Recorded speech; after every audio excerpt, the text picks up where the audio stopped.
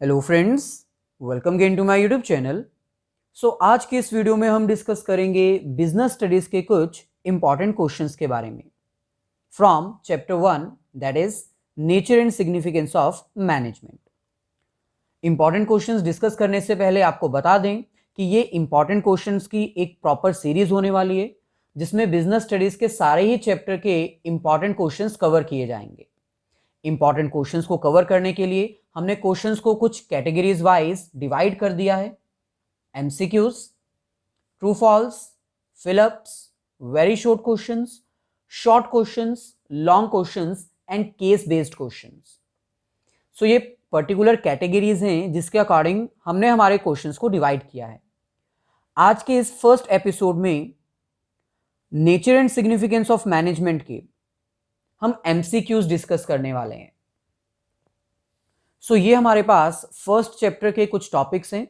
अब क्योंकि एमसीक्यूज किसी भी टॉपिक में से आ सकते हैं, इसलिए एमसीक्यूज के रिगार्डिंग आपको प्रॉपर प्रिपरेशन करनी पड़ेगी। अब क्योंकि ये इंपॉर्टेंट क्वेश्चन सीरीज है, यहां पर हम सिर्फ क्वेश्चंस डिस्कस करने वाले हैं। अगर किसी भी कॉन्सेप्ट के रिगार्डिंग आपको डाउट है तो जितनी भी वीडियोस अब तक अवेलेबल हैं उन सभी वीडियोस का लिंक डिस्क्रिप्शन में गिवन है, आप जाकर देख सकते हैं।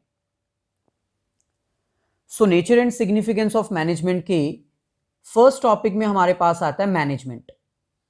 मैनेजमेंट होता क्या है, मैनेजमेंट क्यों की जाती है, क्या इसके फीचर्स हैं, कैरेक्टर्स हैं, क्वालिटीज हैं या नेचर हैं, और ये क्यों इंपॉर्टेंट है। देन सेकंड इंपॉर्टेंट टॉपिक हमारे पास आता है management as an art, science and profession. Then third topic हमारे पास आता है level of management, top level, middle level and lower level. Fourth हमारे पास आता है फंक्शंस ऑफ मैनेजमेंट, यानी मैनेजमेंट कौन से फंक्शंस परफॉर्म करती है, मैनेजमेंट में टोटल कितने फंक्शंस परफॉर्म किए जाते हैं। And the last one is coordination. Coordination के भी फर्दर 3 टॉपिक्स हैं, features, importance and coordination as an essence of management. ये पूरे चैप्टर के टॉपिक्स हैं। और अगर एमसीक्यूज की बात की जाए तो एमसीक्यूज किसी भी टॉपिक में से कवर किए जा सकते हैं एग्जाम के लिए। इसीलिए एमसीक्यूज के अकॉर्डिंग ये सारे ही टॉपिक्स इंपॉर्टेंट हैं।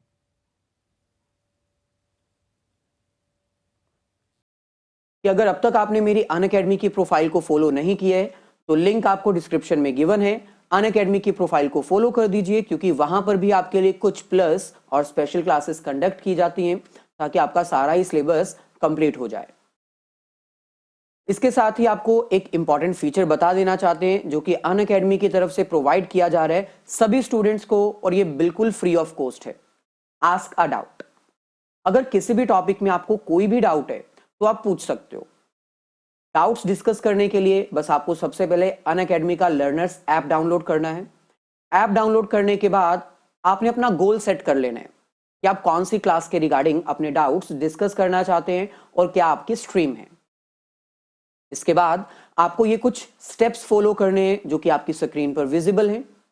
आस्क अ डाउट पे आप क्लिक करोगे। आस्क अ डाउट पे क्लिक करने के बाद आपको वो इमेज अपलोड करनी है जिसके रिगार्डिंग आपको डाउट है। इमेज अपलोड करने के बाद आपको वो क्रॉप करके अपलोड करनी है ताकि समझ आ जाए कि किस टॉपिक के रिगार्डिंग आपका डाउट है। इसके बाद आपको सिर्फ सिलेक्ट करना है कि कौन सा डाउट है, किस सब्जेक्ट का है, कौन सी स्ट्रीम का है, और लास्ट में आपको आपके डाउट का आंसर मिल जाएगा। ये बिल्कुल फ्री फीचर है, आप इसको अवेल कर सकते हैं। इसके साथ ही बता दें कि अगर अब तक आपने अनअकैडमी की प्लस सब्सक्रिप्शनों को एक्वायर नहीं किया है तो वो एक्वायर कर लीजिए क्योंकि अनअकैडमी इंडिया का largest growing online learning platform है जो कि आपको स्पेशल और प्लस क्लासेस का बेनिफिट प्रोवाइड करता है। यहां पर आपको इंडिया के टॉप एडुकेटर्स मिल जाएंगे जो कि आपको टॉप क्वालिटी कंटेंट प्रोवाइड करेंगे, आपके डाउट्स सॉल्व किए जाएंगे, आपको रिटन फॉर्मेट में सारे नोट्स प्रोवाइड किए जाएंगे कंप्लीट सिलेबस के। तो ये सारे बेनिफिट्स अवेल करने के लिए आपको प्लस सब्सक्रिप्शन एक्वायर करनी होगी या फिर आइकॉनिक सब्सक्रिप्शन। ये प्लस सब्सक्रिप्शन के कुछ प्राइजेस हैं, आप अपने रिक्वायरमेंट के अकॉर्डिंग इन प्लान्स को एक्वायर कर सकते हो। और आपको बता दें अगर कोई भी प्लान आप एक्वायर करते हो तो उस टाइम पर आप ये कोड यूज कर सकते हो जो कि हमारा स्पेसिफिक कोड है जॉली10, देन आपको 10% डिस्काउंट इमीडिएटली मिल जाएगा। ये डिस्काउंट सिर्फ और सिर्फ फरवरी मंथ के लिए ही है, तो जल्दी से जाइए और अपना सिलेबस कंप्लीट करने के लिए प्लस सब्सक्रिप्शन एक्वायर कर लीजिए। सो ये हमारे पास कुछ एमसीक्यूज जो कि आज के इस लेक्चर में हम कंप्लीट कवर कर देंगे। एमसीक्यू स्टार्ट करने से पहले आपको पता होना चाहिए कि एमसीक्यूज कुछ ऐसे क्वेश्चंस हैं जो कि चैप्टर में से किसी भी टॉपिक में से पूछे जा सकते हैं। सो अगर एमसीक्यूज आपको क्रैक करने हैं तो आपको पूरे ही चैप्टर की इन डेप्थ नॉलेज होनी चाहिए और जितने भी कॉन्सेप्ट्स, जितने भी टॉपिक्स अभी आपको बताए वो सारे क्लियर होने चाहिए। सो ये हमारे पास फर्स्ट क्वेश्चन है। फर्स्ट क्वेश्चन में हमें कह रहे हैं dash consist of a series of interrelated functions that are performed by all the managers. यानी यहां पर हमें पूछ रहे हैं कि वो कौन सी आइटम है जो सभी मैनेजर्स परफॉर्म करते हैं और उसमें बहुत सारे फंक्शंस परफॉर्म किए जाते हैं। कोऑर्डिनेशन नहीं, वो तो खुद एक फंक्शन है।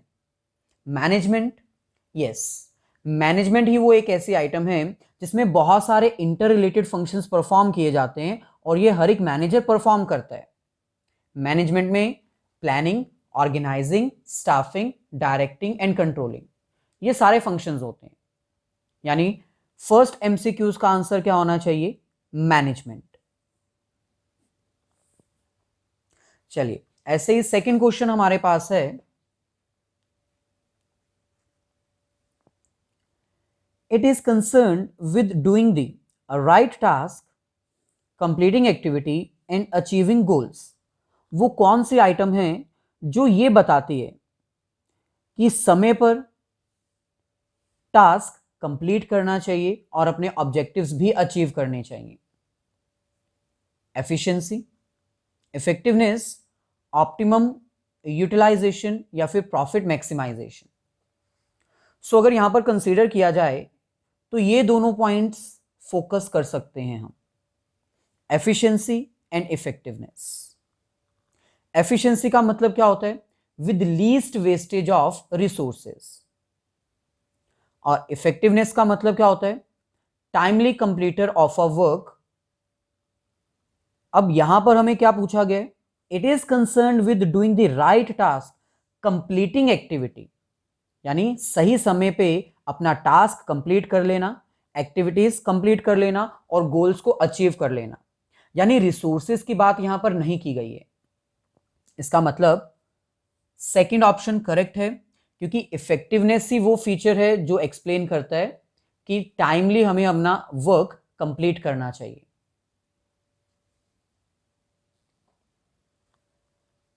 सो ऐसे ही थर्ड क्वेश्चन हमारे पास है, management has to see that task are completed and goals are achieved with the least amount of resources at a minimum cost.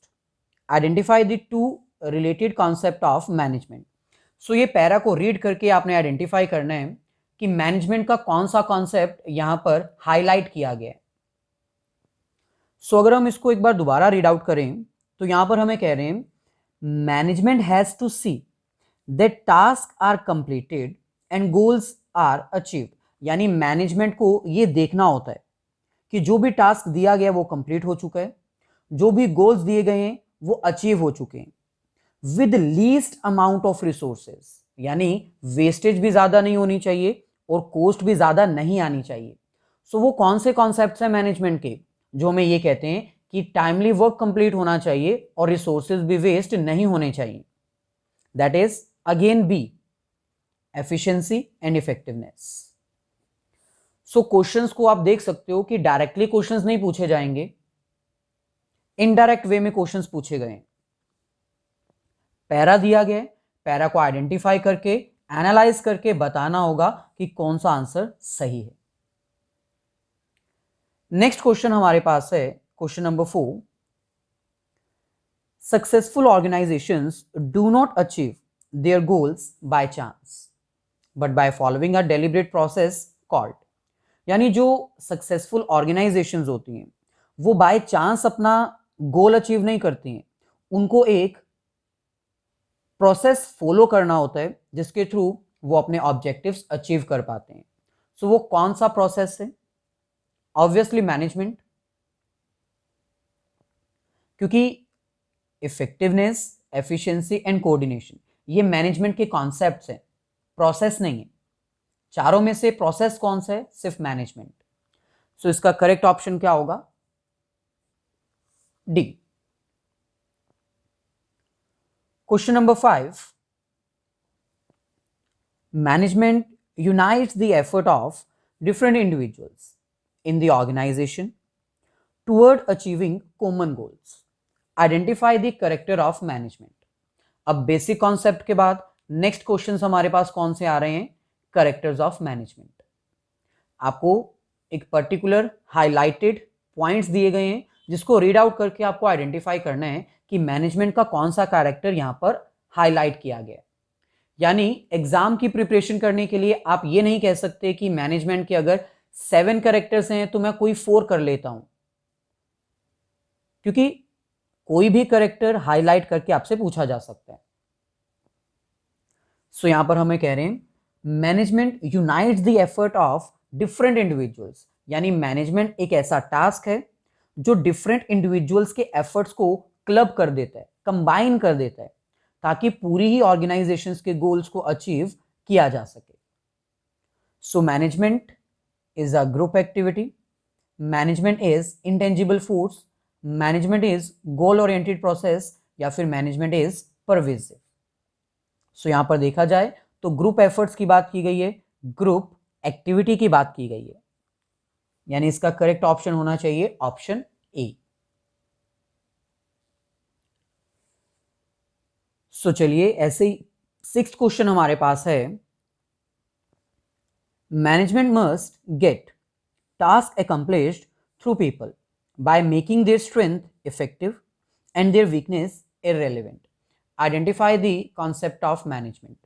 Management का फीचर या मैनेजमेंट के कौन से कॉन्सेप्ट को इस पर्टिकुलर पैरा में हाईलाइट किया गया है, ये आपको आइडेंटिफाई करना है।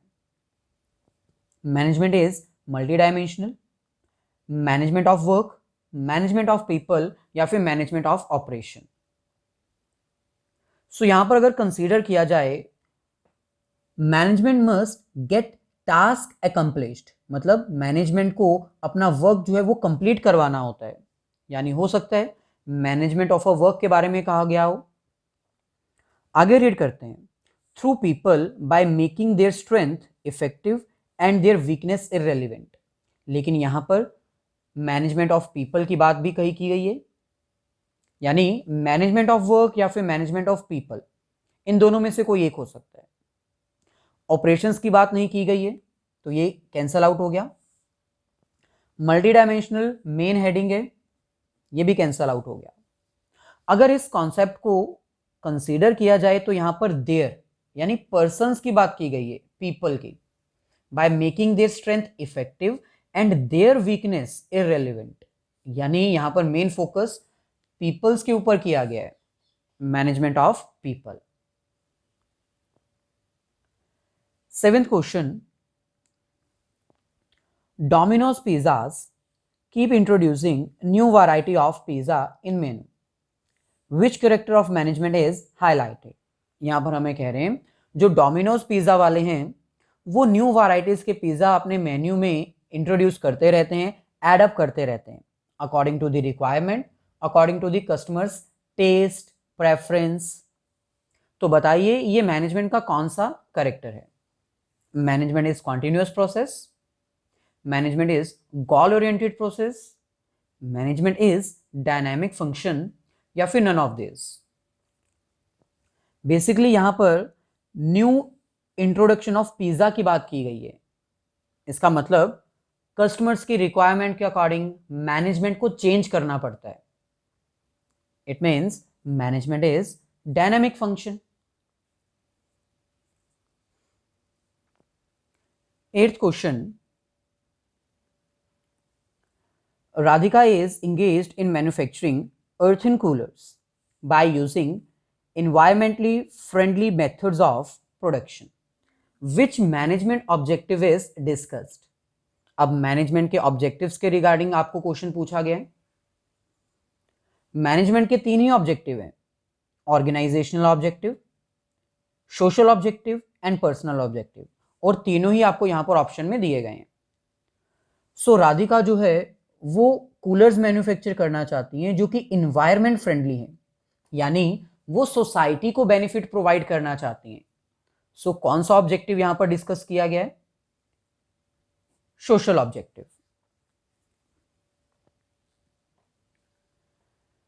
सो ऐसे ही नेक्स्ट क्वेश्चन हमारे पास है 9th क्वेश्चन। अब ये 9th क्वेश्चन देखने में ही बहुत लेंथी लग रहा है।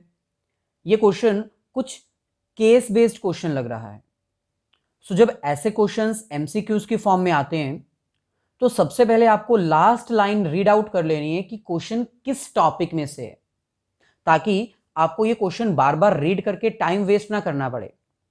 आप पहले ये क्वेश्चन पूरा रीड करोगे, फिर उसके बाद मेन क्वेश्चन रीड करोगे, फिर इस मेन क्वेश्चन का आंसर फाइंड आउट करने के लिए ये पैरा आप फिर से रीड करोगे, जो कि टाइम टेकिंग है, टाइम कंज्यूमिंग है एंड टाइम वेस्टिंग है। तो सबसे पहले आपको जो मेन क्वेश्चन पूछा गया उसके ऊपर फोकस करना है। State the 2 objectives she is trying to achieve, यानी इस पैरा में कुछ 2 ऑब्जेक्टिव्स बताए गए हैं मैनेजमेंट के, जिसके ऊपर फोकस किया गया है।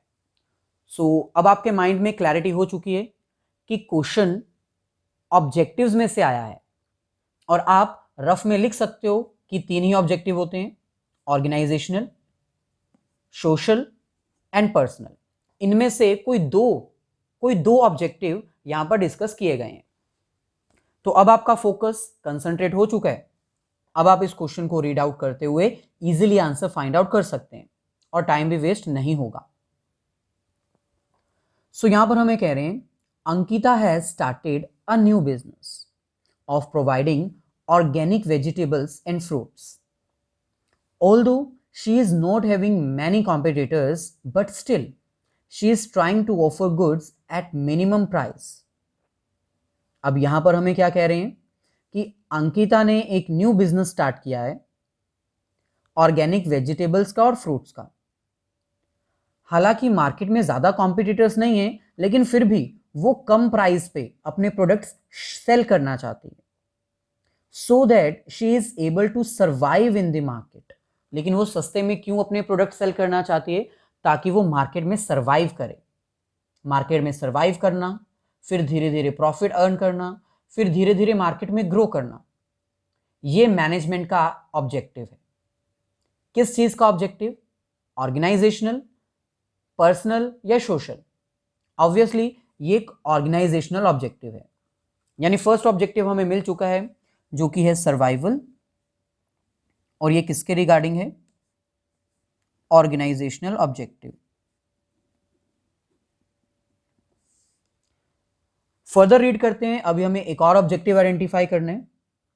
And make sure people with limited income can also afford her vegetables and fruit. और वो सस्ते में इसलिए भी प्रोडक्ट सेल करना चाहती है ताकि सोसाइटी के जो लिमिटेड इनकम ग्रुप वाले पर्संस हैं वो भी ऑर्गेनिक वेजिटेबल्स और फ्रूट्स को अफोर्ड कर पाएं। इसका मतलब वो सोसाइटी के बारे में सोच रही है, लो इनकम ग्रुप यानी सोसाइटी। सो इसका आंसर क्या होना चाहिए? Organisational and social objective, B. चलिए क्वेश्चन नंबर 10। अब ये भी क्वेश्चन लेंथी है, लेकिन इसमें केस स्टडीज हमें नहीं गिवन है, हम इसको बिगिनिंग से स्टडी कर सकते हैं। The employees in the organisations are generally resisting to change, but management help by convincing them that changes will be the beneficial for all of them. Identify the importance of management. Management की importance के questions यहां पर start हो जाते हैं, और वो कौन से मैनेजमेंट की इंपॉर्टेंस है जो इस पैरा में हाईलाइट की गई है वो आपको आइडेंटिफाई करनी है। यहां पर हमें क्वेश्चन में कह रहे हैं कि जनरली जो इंप्लॉयज होते हैं वो चेंजेस को एक्सेप्ट नहीं करते, क्योंकि उनको लगता है कि अगर हम चेंज एक्सेप्ट करेंगे तो हो सकता है हमारी जॉब छूट जाए। लेकिन मैनेजमेंट उनको कन्विंस करती है, उनको समझाती है कि चेंज ना सिर्फ आपके लिए बल्कि पूरी ऑर्गेनाइजेशन के लिए बेनिफिशियल होगा। इसका मतलब मैनेजमेंट उनके बिहेवियर को चेंज करने में हेल्प करती है। सो ये कौन सी इंपॉर्टेंस है मैनेजमेंट की? Management helps in achieving personal objectives, management helps in achieving group goals, management increase efficiency, या फिर management creates a dynamic organisation. Dynamic का मतलब चेंजिंग ऑर्गेनाइजेशन। तो इसका परफेक्ट आंसर होना चाहिए डी, क्योंकि मैनेजमेंट इंप्लॉयज को चेंज एक्सेप्ट करने में हेल्प करती है।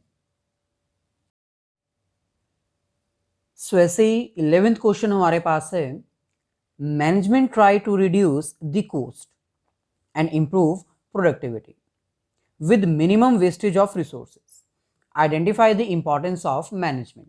यहां पर भी मैनेजमेंट की इंपॉर्टेंस जो इस पैरा में हाईलाइट की गई है उसके बारे में पूछा गया है। यहां पर हमें कह रहे हैं कि मैनेजमेंट जो है वो ट्राई करती है कि कॉस्ट को रिड्यूस कर सके, प्रोडक्टिविटी को इंप्रूव कर सके और रिसोर्सेज की वेस्टेज को कम कर सके। सो कौन सी इंपॉर्टेंस यहां पर हाईलाइट की गई है? Management increases efficiency. एफिशिएंसी का मीनिंग अभी मैंने आपको बताया था। एफिशिएंसी का मतलब होता है लीस्ट वेस्टेज ऑफ रिसोर्सेज, यानी वर्क जो भी करना वो विद इन रिसोर्सेज कंप्लीट करना, एक्स्ट्रा रिसोर्सेज नहीं यूज करना और रिसोर्सेज का वेस्ट नहीं करना। चलिए ऐसे ही 12th क्वेश्चन हमारे पास है, the principles of management are based on experimentation but the principles of management are applicable on human beings. That is why the result cannot be verified. Hence, management is called as dash. Question में हमें कह रहे हैं कि जो management के principles हैं, no doubt कि वो एक्सपेरिमेंटल बेस्ड हैं, ऑब्जर्व किया गया, उनको एक्सपेरिमेंट किया गया, तब जाकर ये प्रिंसिपल्स बने। But the principles of management applicable on human beings, लेकिन मैनेजमेंट के जो प्रिंसिपल्स होते हैं वो ह्यूमन बींग्स के ऊपर अप्लाई किए जाते हैं। इसका मतलब जैसे साइंस के प्रिंसिपल्स हैं वो नॉन लिविंग थिंग्स के ऊपर अप्लाई होते हैं तो उनका रिजल्ट वेरीफाई हो जाता है, हमेशा सेम रिजल्ट आता है। लेकिन क्योंकि मैनेजमेंट के प्रिंसिपल्स ह्यूमन बींग्स के ऊपर अप्लाई होते हैं इसलिए उनके रिजल्ट को वेरीफाई नहीं किया जा सकता, क्योंकि ह्यूमन बींग्स का बिहेवियर जो है वो चेंज होता ही रहता है। सो इसलिए हम मैनेजमेंट को इम्प्रॉपर साइंस भी बोलते हैं या फिर इनएग्जैक्ट साइंस बोलते हैं या फिर both A and B, improper as well as inexact science बोलते हैं या फिर नन ऑफ दिस। सो इसमें परफेक्ट आंसर होना चाहिए इनएग्जैक्ट साइंस। मैनेजमेंट के प्रिंसिपल्स ह्यूमन बींग्स के ऊपर अप्लाई होते हैं जिनके रिजल्ट को वेरीफाई नहीं किया जा सकता, इसलिए हम इसको इनएग्जैक्ट साइंस बोलते हैं। मैनेजमेंट के प्रिंसिपल्स यूनिवर्सली एप्लीकेबल हैं लेकिन विद सर्टेन मॉडिफिकेशंस, कुछ चेंजेस के साथ उनको अप्लाई करना पड़ता है, इसीलिए हम मैनेजमेंट के प्रिंसिपल्स को इम्प्रॉपर साइंस कहते हैं।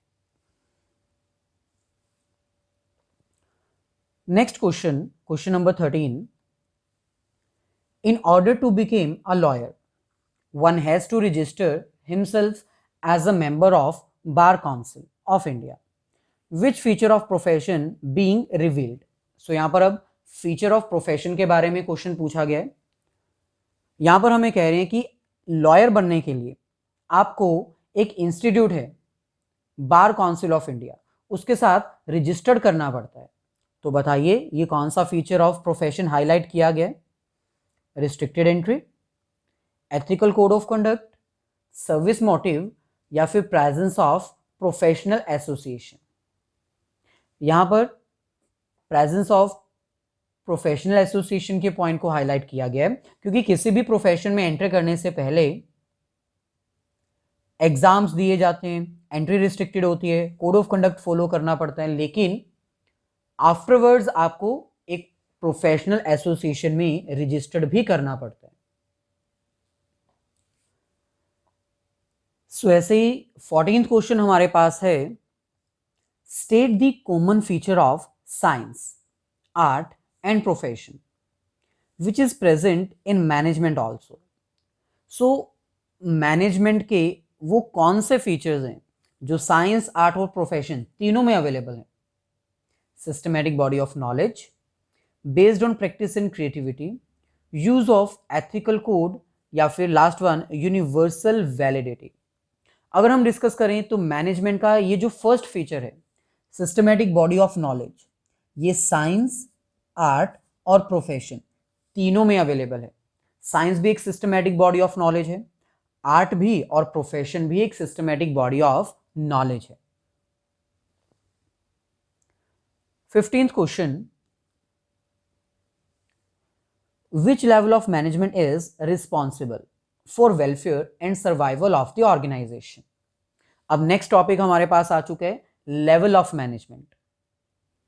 बेसिकली 3 लेवल्स एक मैनेजमेंट में वर्क करते हैं, top level, middle level and lower level.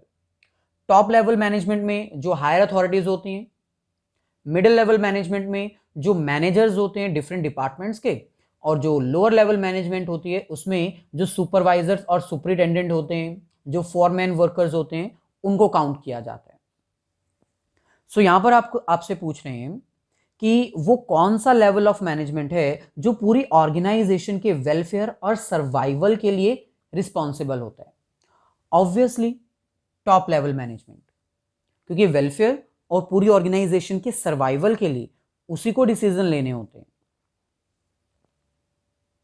Next question, question number 16, your father is working as a supervisor in a reputed company who is responsible for maintaining discipline among the workers. Identify the level of management in which they are working. So यहाँ पर हमें कह रहे हैं कि your father is working as a supervisor. Supervisor की position पर काम कर रहे हैं और वो रिस्पॉन्सिबल हैं पूरी ऑर्गेनाइजेशन में डिसिप्लिन मेंटेन करने के लिए। इसका मतलब वो लोअर लेवल मैनेजमेंट में वर्क कर रहे हैं, वो डिसीजन नहीं ले सकते खुद ब खुद, इसलिए वो टॉप लेवल मैनेजमेंट में नहीं है।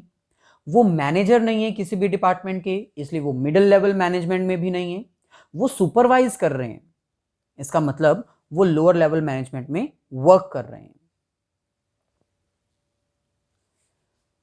सो ऐसे ही 17th क्वेश्चन हमारे पास है, Shiv the manager of an enterprise preparing the framework and deciding the various tasks to be performed at each level of, to arrange everything before they will start the implementation of the plans.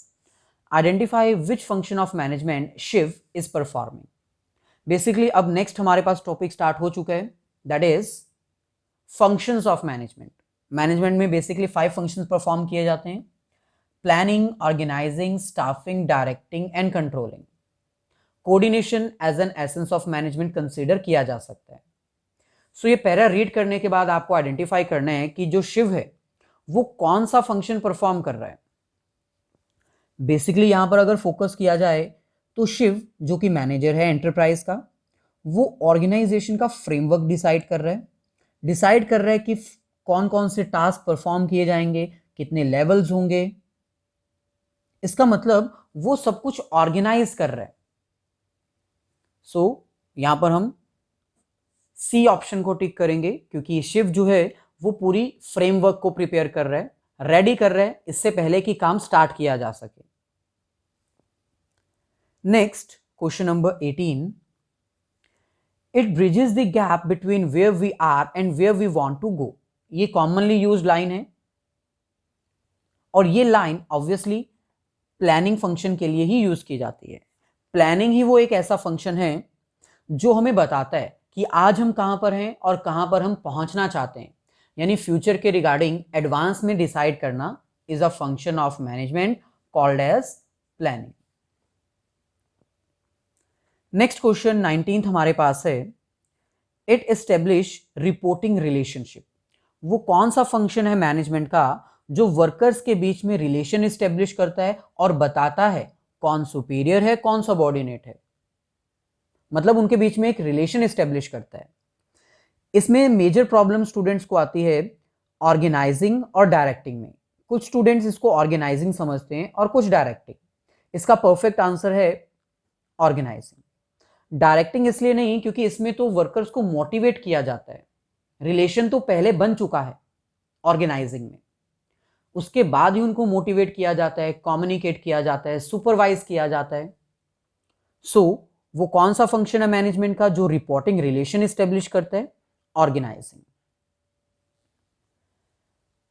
सो ऐसे ही next question हमारे पास है 20th question, coordination ensures that all departments work hand in hand and create balance in all the departments. It acts as binding force in all departments. Identify the feature of coordination highlighted. So ये last topic है coordination. Coordination के features के बारे में इस para को read करके हमें आइडेंटिफाई करना है। सो अगर ऑप्शंस को रीड किया जाए, coordination integrates group efforts, ensure unity of efforts, continuous process and all pervasive. So options को अगर रीड किया जाए तो यहाँ पर जो सी और डी ऑप्शन है ये बिल्कुल भी वैलिड नहीं हो रहे हैं, क्योंकि पैरा में unity, integrity, group efforts, combine efforts के बारे में बोला गया।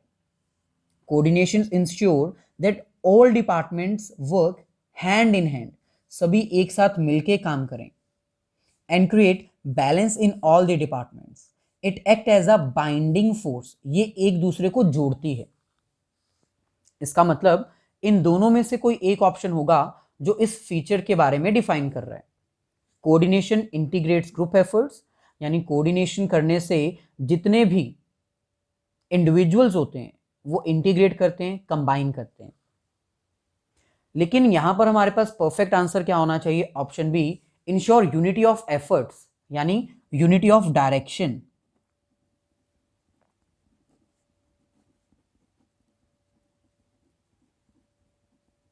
क्योंकि यहां पर ग्रुप एफर्ट्स की बात की गई है और यूनिटी मतलब एक साथ, hand in hand, binding force.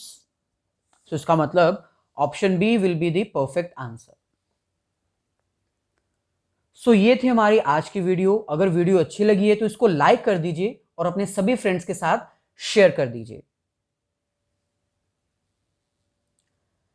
Last में इस वीडियो को क्लोज करने से पहले ये कुछ ट्रू फॉल्स एंड फिलअप्स हैं जो कि आपके लिए होमवर्क हैं। इनको सॉल्व करिए और आंसर मैच करने के लिए आप हमारे इंस्टाग्राम आईडी पे हमें फॉलो कर सकते हैं। इसका आंसर आपको वहां पर मिल जाएगा, या फिर हमारे टेलीग्राम ग्रुप को भी ज्वाइन कर सकते हैं। लिंक आपको डिस्क्रिप्शन में गिवन है, आप वहां पर भी इन क्वेश्चंस के आंसर चेक कर सकते हैं। अगर वीडियो अच्छी लगी है तो प्लीज इसको लाइक और शेयर जरूर कर दीजिए, क्योंकि जितनी ज्यादा ये शेयर होगी उतनी ही जल्दी आपका ये सारा सिलेबस कवर कर देगी हमारी लेक्चर्स, हमारे वीडियोस। अगर आप चाहते हैं कि ऐसे ही आपको सारी डिटेल्स मिलती रहें तो आप इनको एनालाइज करते रहिएगा।